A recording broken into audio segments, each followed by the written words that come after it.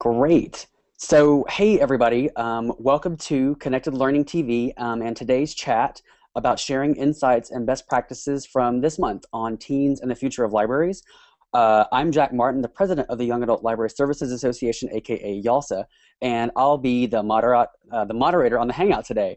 For those of you who are watching on live stream or the recording of this webinar, today's conversation is actually part of Connecting Learning TV's shift to a monthly format for deeper looks at connected learning themes, communities, and topics. The first month of this new format has been focusing on teens and the future of libraries, and YALSA has been stoked to participate all this month. It's been a lot of fun. So just a few quick details before we dive into our topic today. For those participating via live stream today, and we really are looking for you guys to jump on that live stream chat, because this conversation today is really about hearing your ideas and sharing those ideas and sharing those best practices, because we know that there are best practices that are happening out there in the world of libraries. But for those of you who are participating today, we do encourage you to use the chat here to introduce yourselves. Please connect with each other and pose questions for those here in the Google Plus Hangout. A lot of your questions do get shot to this conversation, so please do that. We also have some moderators also in the live stream who will help as well. So one other thing, so we're on the Google Plus Hangout, and we want to let you guys know that there's a fast-growing connected learning community with almost 1,500 members even, and we would love for you all to be part of that conversation happening there. There's a separate section within that community just for conversations about teens and the futures of libraries. The link to the Google Plus community should be included in the live stream chat. The URL for our public group notes Google Doc for today should also be included in the live stream chat. We'd really love to have your energy in capturing the highlights and sharing the resources related to today's conversation. That Google Doc, as you should know, will remain open to the public all the time, so we can continue to add to it as we get new ideas that are kind of coming down the pipeline. So before we ask Buffy to help us frame up today's conversation, I wanted to give everybody else here on the Hangout a chance to introduce themselves. So if we could actually start, why don't we start with Crystal, since you're to my left in the windows. Hi, I'm Crystal Martin. I'm a connected learning researcher, and I have a background in library science, and I'm currently studying connected learning in professional wrestling communities. Hey, Crystal, thanks.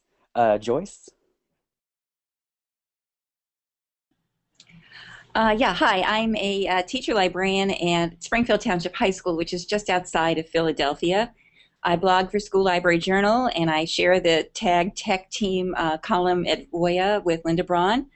I was the Tech Life at School columnist for the Philadelphia Inquirer for about 11 years. I teach a course called Information Fluency in Digital Landscapes from Mansfield, and I'll be going to Rutgers as Professor of Digital Youth in January. I love being a teacher librarian, and I think we may have created one of the very first library websites and a graphic user interface back in 1996 with teens. I'm all about participation in teens and also online learning communities. I was one of the founders of TL Chat, TL Virtual Cafe, and TL Chat Live, and I am excited about being on this panel. Thanks. And we are excited to have you. Yay. And last but certainly not least, Mimi. Hi, I'm Mimi Ito. I'm Research Director of the Digital Media and Learning Hub at UC Irvine. So I have a bit of a role in some of the things like the conference and other DML-related events and activities. My personal research specialty is I study how geeks learn online. Yay, thank you. And just for those of you who are joining us via live stream, Lee Rainey from Pew Research will hopefully also be joining us in the very near future. But before we get started, I have the pleasure to introduce Buffy. So Buffy is Buffy Hamilton. She is AKA the Unquiet Librarian, which you can read all about her on her blog, The Unquiet Librarian at WordPress. She is currently the learning strategist for the Cleveland Public Library in Cleveland, Ohio. And I'm actually really excited to hear that she was also a librarian and teacher at the Unquiet Library in Canton, Georgia, because I am also a Georgia person, Buffy, so Georgia, shout out to you there. She has 20 years of experience in public education as a high school English teacher, technology integration specialist, and a librarian. So I am going to, Buffy is going to actually frame up our conversation. So, Buffy, to start us off, tell us, what are your thoughts on why our month-long focus has been so timely? What are some of the challenges that the libraries and librarians are facing right now, and how are librarians working together to sort of support each other to overcome those challenges? Okay, well, thank you, Jack. And like everyone else, I'm delighted to join you all and to be part of this panel and this larger discussion today.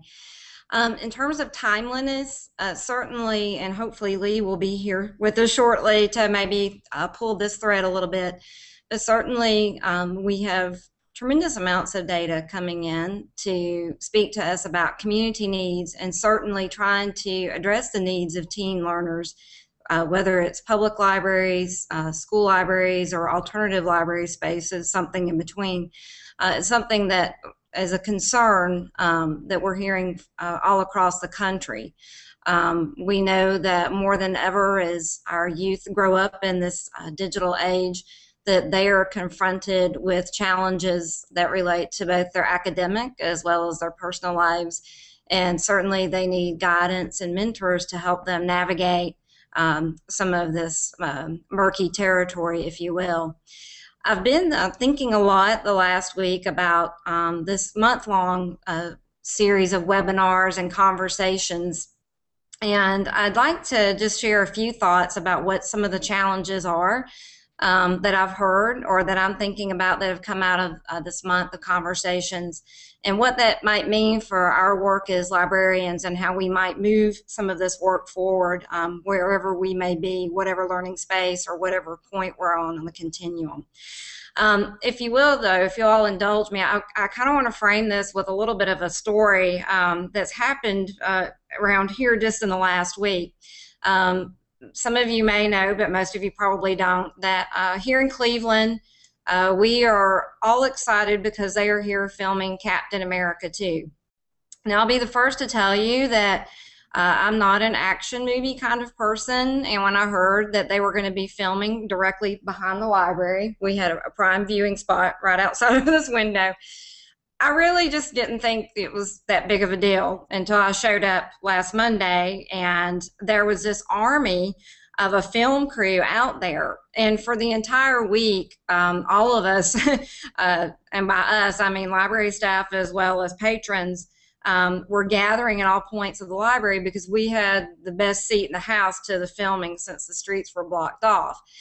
And as I watched and observed, lots of exciting things happening, like car explosions and simulated car wrecks and other assorted violent acts involving Captain America. I was really struck by the hub of activity and how many people that it took to make one tiny piece of this film happen. They were working 12 to 14-hour days. They were starting at 6 and they were still filming at 7 or 8 at night. And I was also intrigued by the fact that they seemed to be shooting the same scene over and over and over, but that they were shooting it from different angles and through different lenses. And as I was looking forward to our conversation today, it occurred to me that the work that we do as librarians is really not unlike what I saw happening on this film set. That, as a profession at large, it really does take this bigger team of a diverse number of members and contributors, whether it's us as library staff, community partners, our teens' parents, community agencies, that we're all part of this bigger conversation that's informing the narrative of learning in libraries for people of all ages, but of course for teens. And thinking about how we may be doing similar work, but depending on the context of our community, that much like the film crew of Captain America, that we're looking at it from different angles and through different lenses. So as we're thinking about some of these challenges and as we think about what kinds of practices of impact might look like in libraries that are embracing this model of connected learning to reach out and to engage teen learners, there's sort of two overarching themes, if you will, that are kind of informing my interpretation of the conversations we've heard the last few weeks. One is very much rooted in my graduate level study of language and literacy education, and that's taken an inquiry stance on what digital literacy could mean in our practice. And of course, it's also looking at our work through the lens of participatory learning and participatory sites of culture. So I want to pose maybe just 4 or so questions for us to contemplate as we engage in this conversation today and reflect on our key ideas from this last month and as we now look forward to the work ahead. One thing I'm thinking a lot about in the context of this,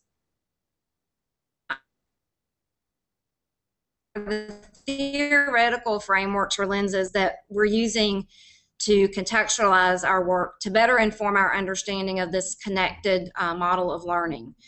Are we looking to models maybe of critical literacy, maybe the work of people like Frere, Bakhtin, Bell Hooks, Lisa Delpit, Deborah Brandt, Shirley Bryce Heath, who might help us to look at practices of digital literacy in teens and to go deeper with our understanding of the possibilities for this connected model of learning? And how might we use those lenses to think about how we might engage and help teens leverage social media for learning and civic engagement, for building that digital identity online, crafting that positive footprint, building that cultural capital, so to speak, both for personal reasons, interest-driven reasons, but also in an academic type of way. How do they become and use social media to craft their own networks of learning? And then how do they extrapolate some of those principles to tasks that may not be assigned to them by a teacher or may not happen in the context of a library team program, but something that they can then sustain on and grow on their own. I'm just thinking a lot about that in the ways that we could be continue to be reflective in our work, looking at from different angles. And what are some of the social and cultural and dialogic threads that we might want to pull for a little bit closer examination? And those threads are probably going to look a little bit different, of course, in different library communities. I'm thinking about what are our blind spots that we may be missing as we look at these trends and patterns that inform the way that teens utilize social media and grow their digital and leveraging that across boundaries of learning. And yes, what is and what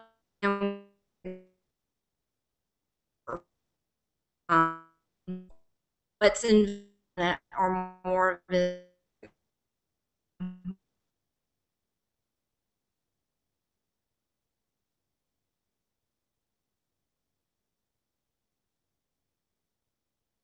Okay, great. So thank you, Buffy. And I know you're working on your video right there. A lot of the things that you sort of were just talking about just sort of helped me kind of sort of think about what this whole month has been about. One of the pieces that I think the really important pieces that you brought out by what you were saying was this concept of community and how and how libraries and librarians may not just be the only answer in the community to help to help youth or to help youth find or discover and learn in the online environment. So there's a community of other youth-serving agencies that may have other assets that they can bring to the library or into the library. So that's one of the really big points that I thought that you made that I really liked. The other concept that I thought that you brought up, which I love the way that you framed this in the total soundbite, is what are our blind spots as we move forward with all of this? One of the blind spots I think that we that we've talked about already is this concept that even though libraries and librarians are embracing technology, that just isn't sort of a solution unto itself, but it's more of a conduit for learning, for exploring and discovering. But let me throw it out to the rest of the group. Yeah, we got you back, Buffy. Thanks. But let me throw it out to everyone else here on the panel, just to sort of see if you had any reflections on what Buffy was saying, or and also sort of what's leapt out at you through this month. And then, but before we do that, I do want to throw it out to also to everybody else on the live stream, because this is your opportunity to start sharing your best practices too. So as you put those on the live stream, we're going to feed those into our chat, and hopefully we'll have some answers to your questions. But Crystal or Joyce or Mimi, do you want to chime in?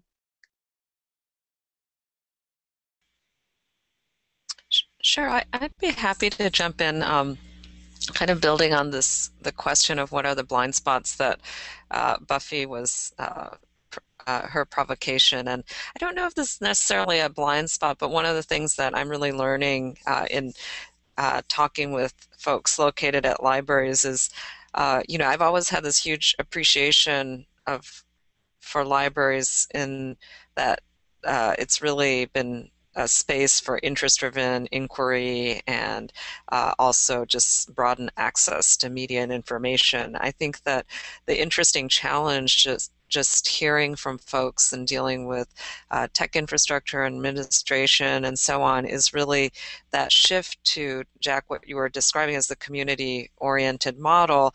It all sounds great, but there are these really interesting challenges in the shift that I think a lot of librarians are embracing to social and production-oriented activities. So I think the thing that I'm hearing is that there's a movement and a tremendous embrace of, things like makerspaces and youth-driven production and social activity, both online and in the real space. But that I guess it's not a blind spot as much as just a really interesting set of institutional challenges that I'm being schooled on through this series. So that's been really interesting for me. Thank you, Mimi. I was gonna because you mentioned sort of building and making, and Joyce is actually sitting right in front of a makerspace. I wanted to ask Joyce if she has actually stumbled across what blind spots have you stumbled across or sort of looked at or explored in the creation of your makerspace, or have you heard about in the library world even? Well, I think one of the interesting things was that this makerspace was designed by the kids. We asked them what they needed. They came across a shopping list. We had a community grant. And then it was interesting because I asked them what they wanted to call it. And they came up with the Creative Commons. And I thought at first that was like, oh, we have to talk to the folks at Creative Commons. But it did two things. It made me aware that they actually really were listening when I was talking about intellectual property and understanding the use of both public domain and Creative Commons and the notion of fair use. Then I called the Creative Commons and they said, sure, go ahead. And so we have this big golden sign over it, and it's pretty fabulous. But I think I asked the kids today before I came on. I walked around, I spoke to about 100 kids, and I asked them what the one word that they would use to describe their learning experience here in the library was. And the word they came up with 5 words consistently. And it was learning, feeling scholarly was part of that feeling. Creation, that was a #1 idea about libraries for them. Acceptance, so it has to do with the space and the willingness to their connection to this community, and the idea that they can explore whatever they want here. And the Gay Straight Alliance meets here, the Students for Feminists group meets here. Every group, in fact, it's like the island of lost groups here. Access, and when we talk about access, we talk about access intellectually and physically. We're talking about access to the technology they need to create and produce, but also a much fuller and richer toolkit than is the toolkit that you physically see in our closet or in that makerspace. It's access to the tools for production, which we create through our website. And I think that's one of the things that's largely been missing. The notion of embeddedness of the librarian, the notion of being able to intervene, Vygotsky's zone of proximity, I'm nervous, but being able to intervene in the research projects or process or even inquiry, whether it's physical or virtual, because I get pings day and night, I get tweets day and night from the kids, and that's access to me, my instructional voice, wherever they are in the building, wherever they are in our community and outside. access to tools. So understanding that Twitter is a tool for social communication.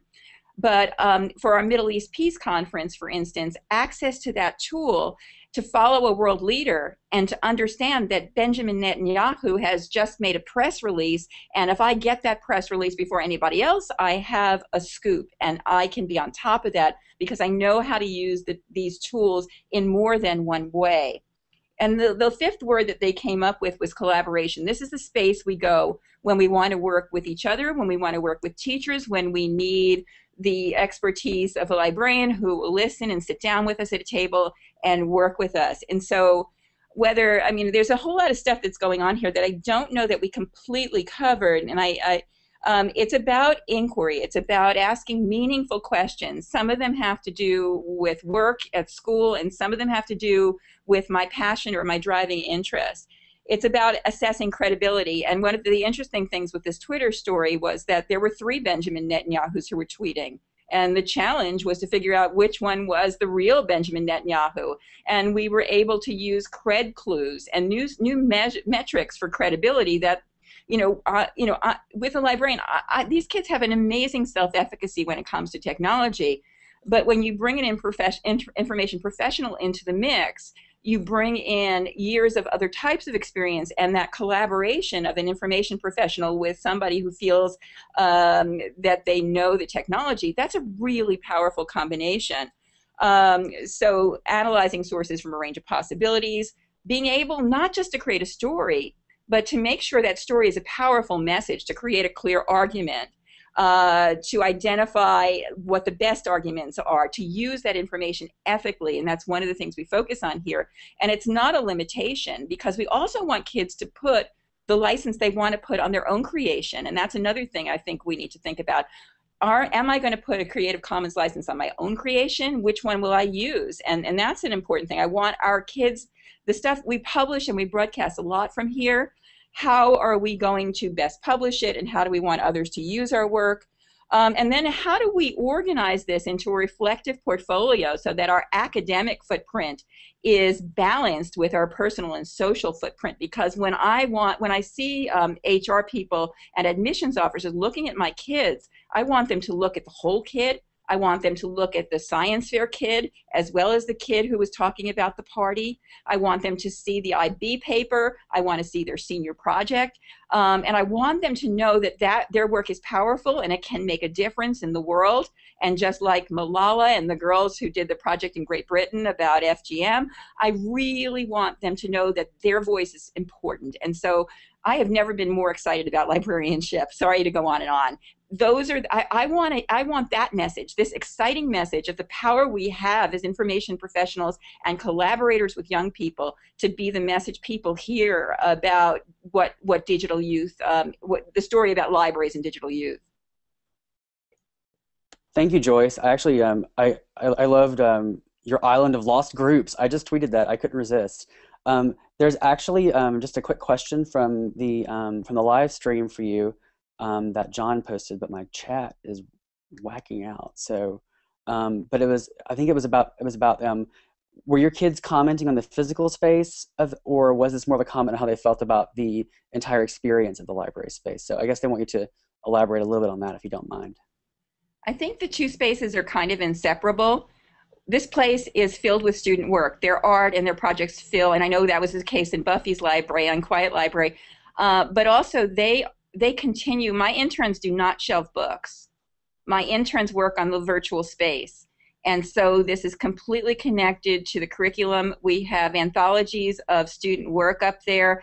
And so our Flickr stream, all the prom photos are on the Flickr stream, and they all help put them up and label them and edit them.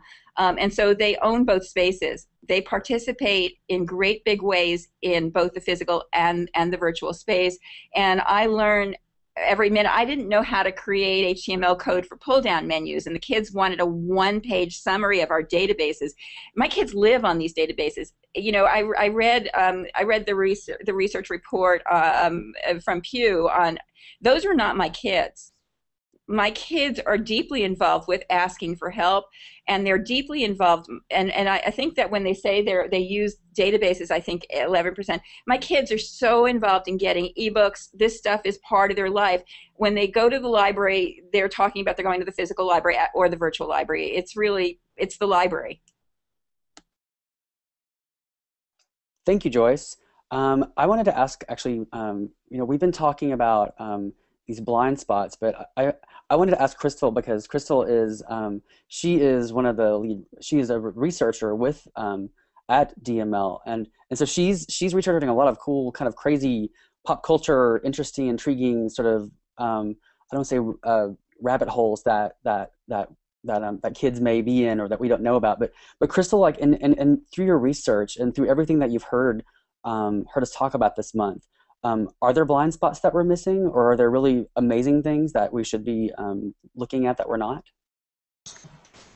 Well, I don't know if it's so much a blind spot, but my research before I came to the Connected Learning Network for my dissertation was actually on information literacy practices of youth in World of Warcraft. And I can echo a lot of what Joyce was talking about. Like, part of their love and dedication to the space is the agency and collaboration they have there. And a lot of my participants were struggling, especially in reading in school, and like watching the things that they did not do well in school and then watching them do them extremely well in the game, like reading and using information literacy practices in order to find and evaluate information to make their gameplay better.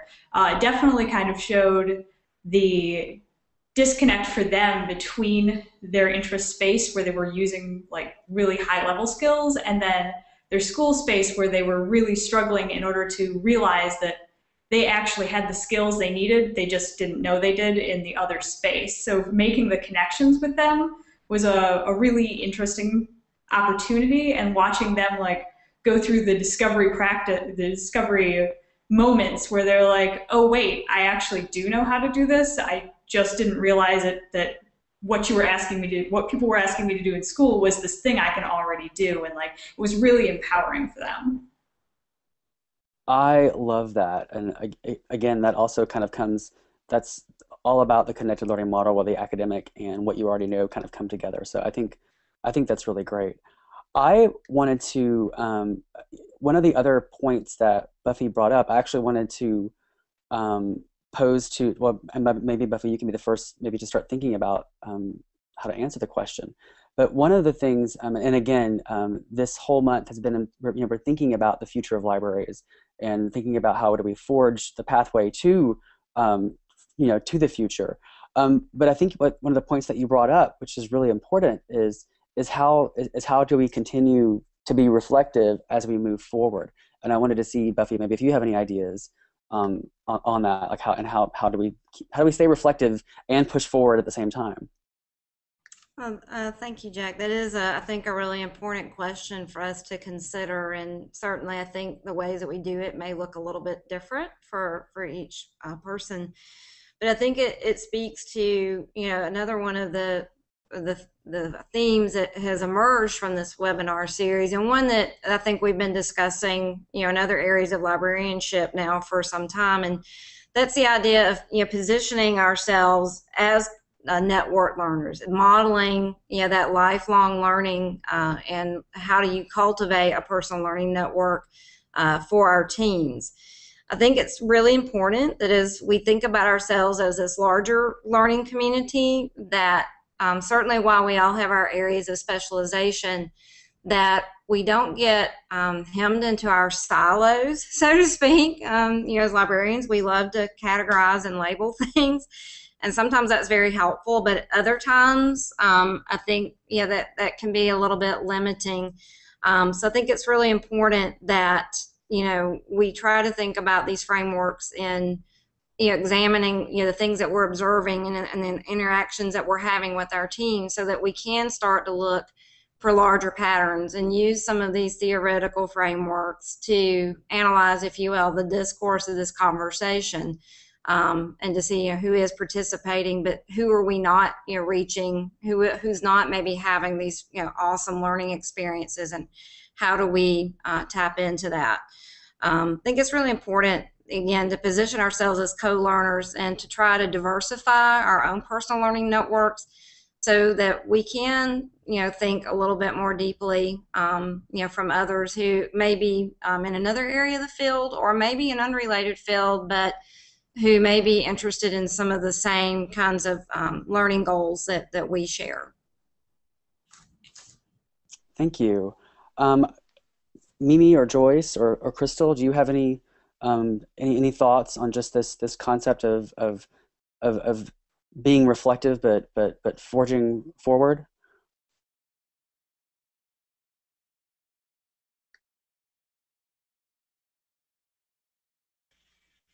Well, I think it is one of the big challenges in this area of work, pretty broadly, is that, we're in a innovation cycle, and there's, in a lot of ways, we're very early in the curve of institutionalizing these practices and getting them very widespread. And so I think it's a critical moment where, yeah, there is this sense of tremendous potential and opportunity. And there's a lot of folks doing really innovative things, but it also feels like because there isn't the infrastructure yet to support it, it's very hard to get people facing in the same direction and really scaling it or making it systematic in a way that is available to broader uptake. So I think both things have to be happening, right? The innovation, the experimentation, and all of these different local sites.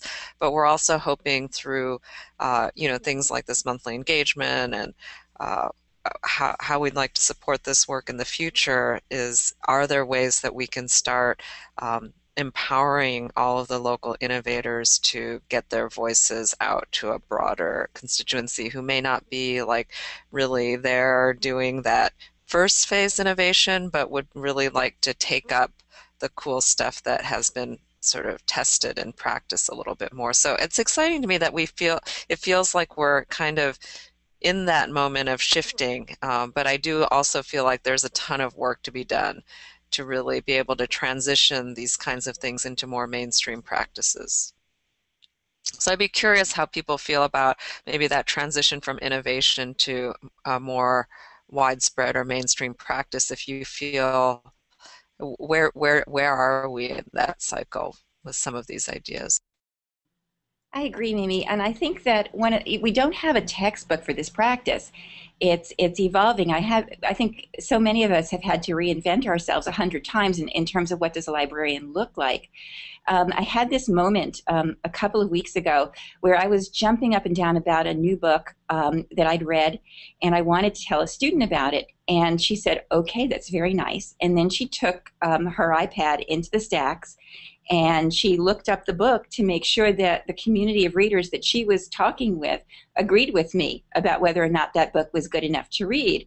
And so that just blew all my excitement. Was not as important to her as the community that she regularly communicates with. And so that's a new part. I realized that maybe I do need smartphones and mobile devices do need to be in our stacks. How do we make all this stuff more available and accessible? I think we need to share best practices like we're doing today, because it's not. I teach in library school, but I don't know that in every class we're really thinking about what's coming down the road. I know that what my students really want in terms of access to the materials is it needs to be available 24/7. I think we need to have a library in every student's pocket in an equitable way. As librarians disappear from some of our big cities and rural areas, it's really worrying me that instructional voice is missing, and I wonder if there is a mobile solution, a library in your pocket, a librarian in your pocket, where at very least that we can make the databases that our states and major organizations and public libraries pay for much more available, and that every kid knows that their toolkit for research is far larger than the first line on their favorite search engine.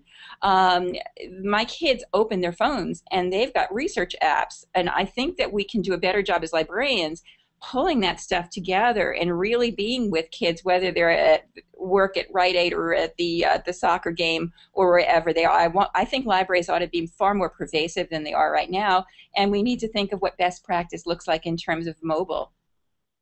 I love what you were saying about a library in your pocket or anything in your pocket. As you were talking, Joyce, I was thinking, we actually, what about a mentor in the pocket, a pocket mentor? How does that, because so much of what we talked about, today and throughout actually the entire month is the importance of mentors, that, you don't just throw a program out there and kabam, it happens. You have to have mentors and, people with experience there to actually guide kids through the process.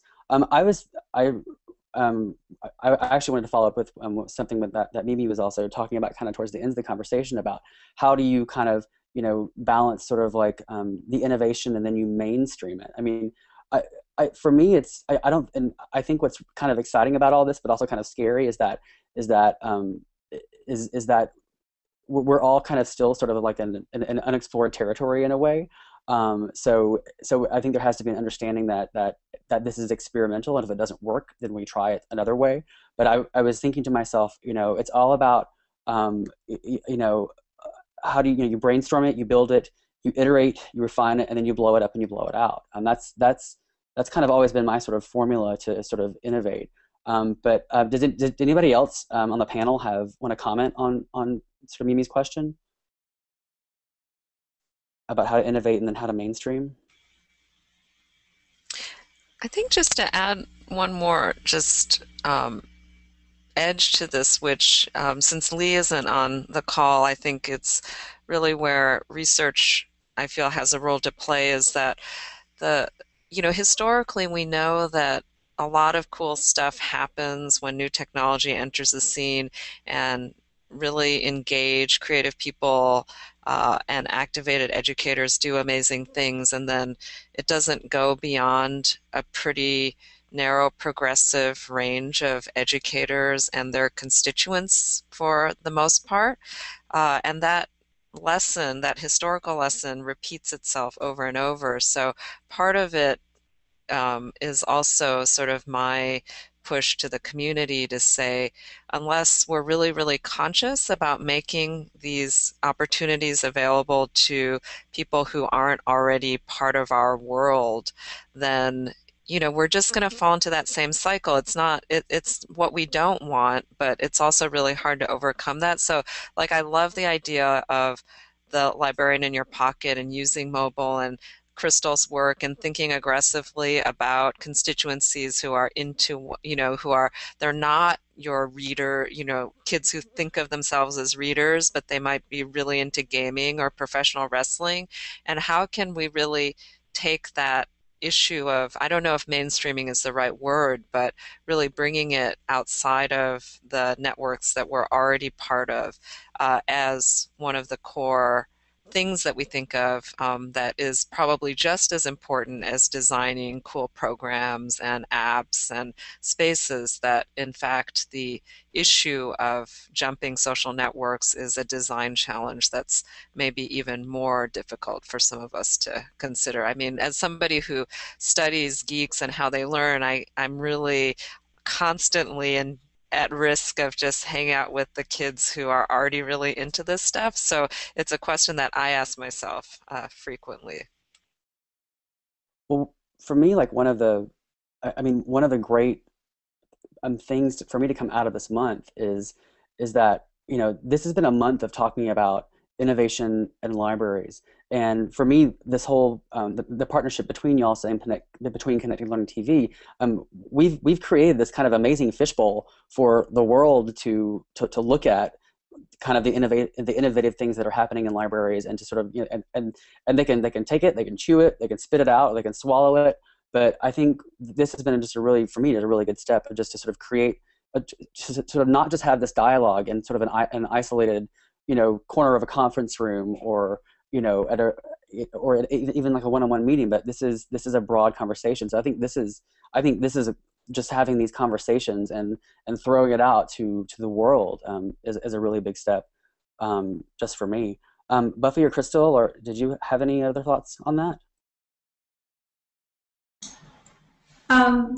I actually teach library classes as well for the University of Wisconsin-Madison occasionally, and I teach digital media and libraries with focus on gaming. So one of the things that I like to do is have my students actually try gaming if they're not gamers. It's one of the things that they're required to do for the course, and like I think that exposing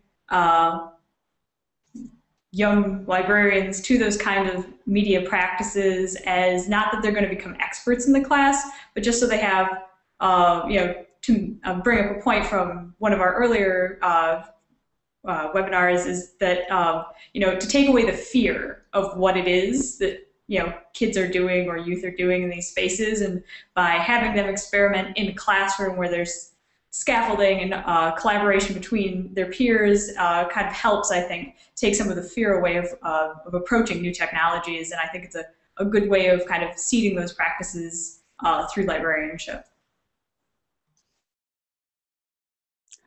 Yeah, that I love, and we talked a little bit about that last week about sort of assuaging the fear through positive stories. So that's, yeah, I love that, and it's taking away the fear of what they're doing and sort of explaining it, taking it out of the closet even. Let's see. One of the last couple more questions for you all. They're just sort of like kind of, these are a little bit fast and dirty, but what and I think like everybody can sort of answer this, but what online communities are you all a part of, or which communities would you recommend for librarians to connect with one another, to share ideas and best practices? And this kind of goes back to, again, this continued conversation, this fishbowl approach. Where are y'all sharing stuff? Where are you guys talking about stuff? Well, I'd love to jump in. I did share that there are communities that intersect with my kids and me, and I am a member of TL Chat and YA Lit Chat, and I follow Yalta, and I follow ASL and Infolit, and through the kind of old-fashioned listservs, as well as the Google Plus Hangout communities and Twitter. But I think it's really interesting that my kids have discovered they live and die for the authors that they love. They're nerd fighters largely, and they follow Maureen Johnson and Libba Bray, and they have and the poets they love, and they brought in Sonia Renee Taylor, who's a kind of spoken word artist, and they hosted a big meeting for her to do her readings. And so I love the idea that the kids are really taking agency and beginning to pull experts and authors in, and recognizing that they can be part of an adult community. They can ask for permission to use something by writing a musician, and they're beginning to really see this networking as powerful, and they can use it in a professional way, and they've organized their own Google Hangouts to meet with other book clubs around the country. And they've brought in Libba Bray and Cory Doctorow, and Lori Halls Anderson's coming in tomorrow night. And it's largely because the kids have brought these authors in. But for me, if I didn't have my hashtag of TL Chat, and one of my students, I'm very proud, she started TLLM, which is a chat for younger librarians working with younger kids. I couldn't live without that. In fact, Buffy and I probably met through Twitter, and we gathered together at the ASL conference in 2007. But all of us who were tweeting, that was the first time we met face to face. And when we finally connected, it was huge and powerful. But I'd say that I'm in education hashtags, I'm in young adult literature hashtags, and I'm in librarian hashtags, and I'm in technology hashtags, and I'm also in marketing and business hashtags. So it's the intersection of those places that my network lives. Oh, the world loves Twitter. Everybody comes together on Twitter. Buffy, Crystal, and Mimi, tell us about your networks. Tell us about where you learn about cool stuff and share cool stuff. Well, I can speak just briefly about some of the nodes in my learning network. Certainly Twitter, I think like many people, is kind of the cornerstone, both different hashtag chats as well as different individuals. One of my favorite recent chats, or two of them that I've connected with in the last year, there's one that's called Literacies Chat, which is a pretty diverse range of people talking about multiple kinds of literacies. That one has been really interesting and informative and connected me to a lot of different kind of people. There's also a chat that comes out of the hybrid pedagogy blog / online journal. And that's another interesting space for a lot of dialogue, and not necessarily neither traditional librarian spheres, but just people who are interested in some of the same things that I think we all are in our work. We think about digital and new media literacies, and what does it mean to compose and create and circulate and share and be someone who's networking with information and ideas in this day and age. I'm connected to a lot of folks through blogs as well as Facebook and Facebook groups in higher ed, thinking about how some of the disruption and issues and challenges there relate to both my ongoing interest in K-12 education in libraries, as well as how that aligns and informs the work here with us in public libraries and kind of that dialogue.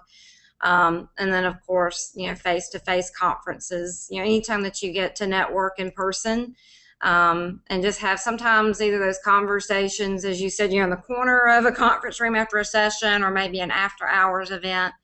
That's always interesting. And then, of course, traditional means. I find myself kind of delving a little bit more back into books and journal articles as of late. So it's kind of like a garden. You're continually kind of crafting and nurturing and weeding it a little bit to kind of be organic along, with your work as a practitioner. I love this garden concept. Brilliant. Crystal or Mimi? Oh. Can I just add that the curation tools are amazing, and teaching kids to curate and build a network that they can go back to of the intersection of all of their interests is a really powerful thing to work on with kids. I would like to have that mentorship, I think. I'm so impressed hearing about the gardening and curation, because I think I'm actually terrible at it and managing my attention. I was going to say I've been, that whole issue of curating a learning and network around interests. I think that's a really powerful sort of modeling activity, and what Buffy just described, I mean, how you curate your own network around your professional interests. I mean, that is so incredible. And then I watch my kids doing that, and I try to support them, but it is this new kind of, it's a little bit different from, all the theorists that Buffy listed on the critical media side, which is also very important, but it is sort of this attention management curation skill that I think is really incredible, and one that I'm personally struggle with all the time. So even as somebody who researches this stuff, I mean, when I really look at where I'm learning, I watch my kids. That's where I'm picking up sort of the new stuff and how their practices are evolving. But I also think that they could use that. We could all use a ton of help from people who like all of you have been more thoughtful about it. I too learn something new every time I talk to kids, and it always amazes me how advanced they are in comparison to what we assume. I'm consistently amazed. Crystal, did you want to add anything? I would say that I share a lot of overlap with Joyce and Buffy. I use a lot of Google groups, Google Plus groups, and Facebook groups, some traditional style listservs, especially for games research, which I still follow a lot of. And I definitely use Twitter as like the way to get the most up-to-date news about a variety of topics. And I have the same kind of, multiple overlapping circles because of research I do and my interests all kind of coming together in a crazy spot. My wrestling participants were very much that way. They had a whole set of resources that they all used around their forum group, and then they would bring them all in. So they used Twitter and Tout, which is like a really short, I think it's 17-second video or something about a lot of them about wrestling. The WWE had been promoting Tout, and so they were using that as well as a news source or as an information source and wikis, and then bringing all that information together and curating it in their forum to share with each other to keep each other the most up to date possible. Yeah, I always say that I always find out which celebrities died first on Twitter. I mean, which celebrities died first on Twitter. It's kind of amazing. Talk about up to date. One more like quick question for everybody here. What actions do you all think that librarians and library workers who are working with young adults can take right now to take hold of the future of libraries? What's something they can do right now?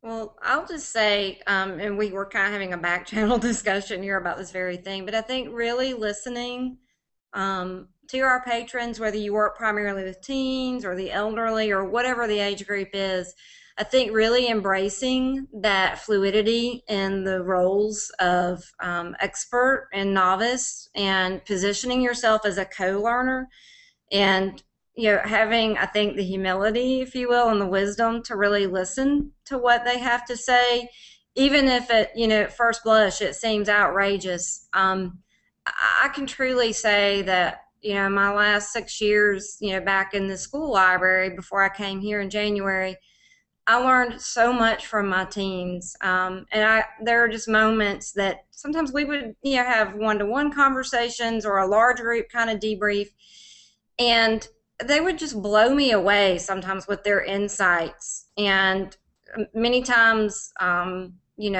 would be thinking one direction and really listening and trying to honor what they were saying and incorporating that into our programs and services. Those were the game-changing moments. And that with, your theory informing your practice and practice informing, your understanding of theory. Those were like the two really big, anchors for me. And then of course, participating, in a larger community of learners myself to kind of then sometimes share and bounce that off, other wise minds, in some of these learning communities that we've mentioned today. I think just, be that co-learner and embrace that. Some people see that as a challenge and, oh, how do I keep up? I see those as points of possibilities and excitement, and that's what energizes you, and I think just helps you to continue to evolve in the work that you're doing and to do it better, to at the end of the day accomplish what we all want to do, and that's to give the very best service that we can. I keep thinking about how many opportunities there are and to translate not only our services, Buffy said, but our instruction. We have the power to take what kids are using and in conversation share with each other how we can more powerfully make a difference in our world. And I see these opportunities all over the place. And every day I get to work and I think about, wow, this is a powerful story. Where can we publish it? How can we share it? But there are so many fronts in which librarians can make a difference. We can talk about what does collection look like today, what's included in a collection, an online or an offline collection. What does it mean to be a literate citizen? All we need to do is think about what we traditionally did and translate it for this newly enabled world. And I think that there are great opportunities for librarianship and for us making a big difference. Crystal or Mimi? Yeah, I guess one of the things, my takeaways is just that, what are there really concrete things that can be done today to just grow capacity by tapping community resources, whether they're people in the community or online resources or experts in interest groups. I mean, that seems like a huge opportunity space. And more on a personal, I really just like this idea of, looking to librarians for mentorship on the interest curation. I mean, I just think that I need that at a personal level, I need a librarian mentor for that. So I'm going to seek that out for both me and my kids. We're always happy to help. And I would say that building off what Buffy was talking about, that it's really important to be open-minded with people's interests, even if at first they seem like they might be, even if the knee-jerk reaction is that they're probably not places for learning. There's a lot of learning and activity going on there. So being open-minded and being willing to explore those places with the youth, I think, is really important.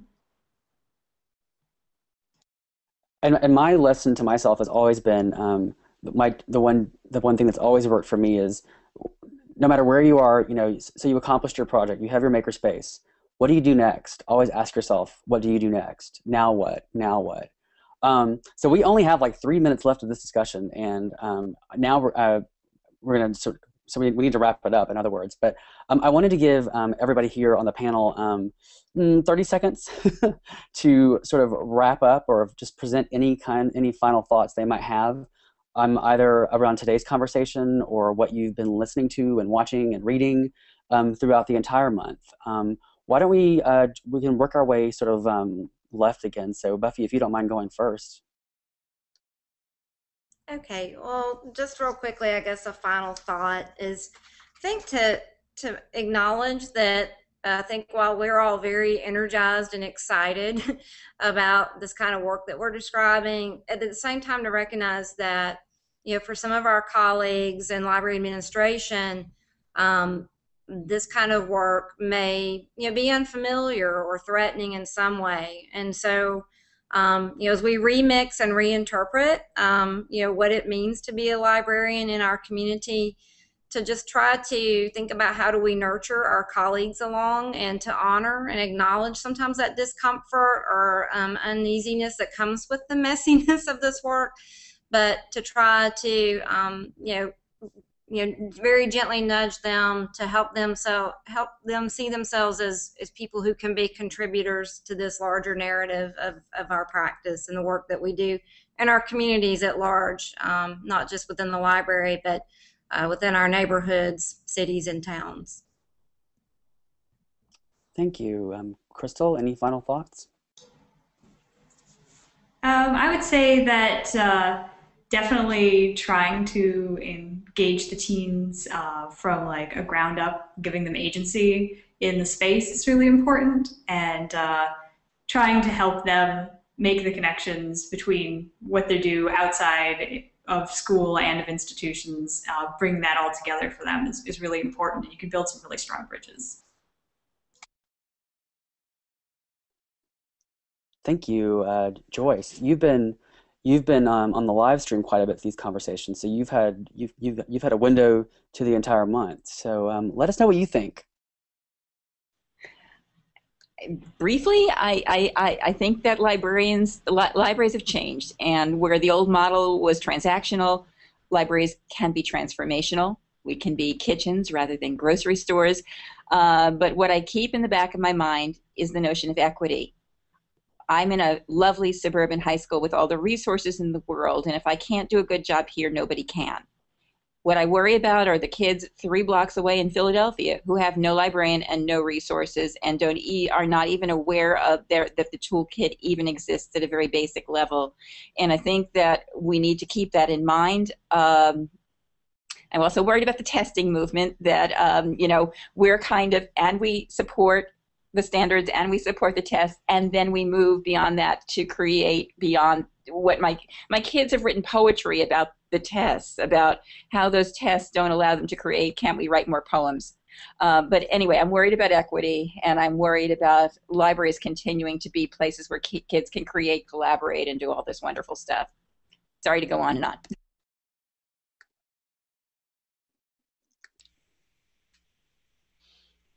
Sorry, I'm having library mute issues. Oh, right.